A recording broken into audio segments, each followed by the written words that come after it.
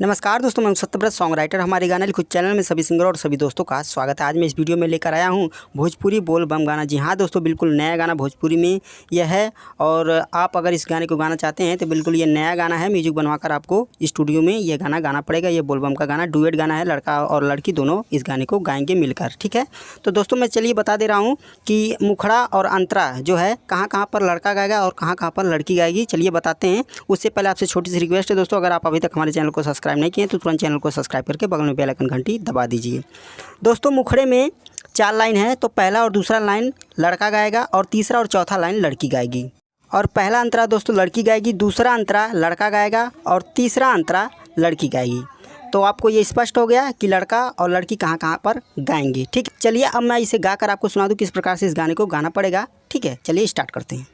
दोस्तों ये मेरा लिखा हुआ गाना फुल और फ्री है, कोई भी पैसा लगने वाला नहीं है। भोजपुरी में ये मेरा लिखा हुआ गाना है। ठीक है, चलिए गाकर सुनाते हैं।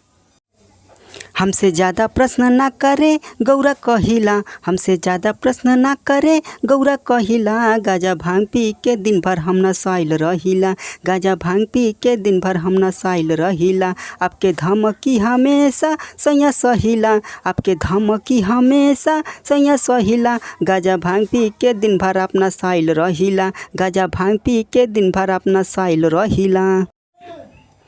भक्त के हर वक्त आप हमेशा खुश रखिला, अपने यह अर्धांगिनी के ठीक से नहीं तकीला। भक्त के हर वक्त आप हमेशा खुश रखिला, अपने यह अर्धांगिनी के ठीक से नहीं तकीला। यह सोची सोची परेशान हम रहिला, यह सोची सोची परेशान हम रहिला। गाजा भांग पी के दिन भर अपना साइल रहिला, गाजा भांग पी के दिन भर अपना साइल रहिला। संसार के पहले हमके देखल जरूरी है, तब तुहरा बारे में सोचल हो जरूरी है। संसार के पहले हमके देखल जरूरी है, तब तुहरा बारे में सोचल हो जरूरी है। हमके खाना खाए के ना पूछे हो कहिला, हमके खाना खाए के ना पूछे हो कहिला। गाजा भांग पी के दिन भर हम नसाइल रहिला, गाजा भांग पी के दिन भर हम नसाइल रहिला।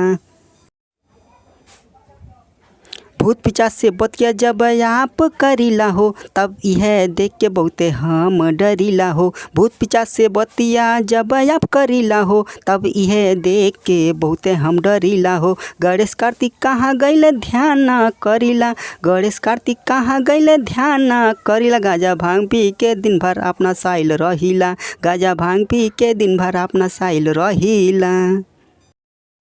तो दोस्तों मैंने आपको मुखड़ा और अंतरा गाकर सुना दिया। आपको समझ में आ गया होगा किस प्रकार से इस गाने को गाना पड़ेगा। ठीक है दोस्तों, अगर आपको कोई भी गाना लिखवाना है तो हमारे नंबर पर तुरंत संपर्क कर सकते हैं।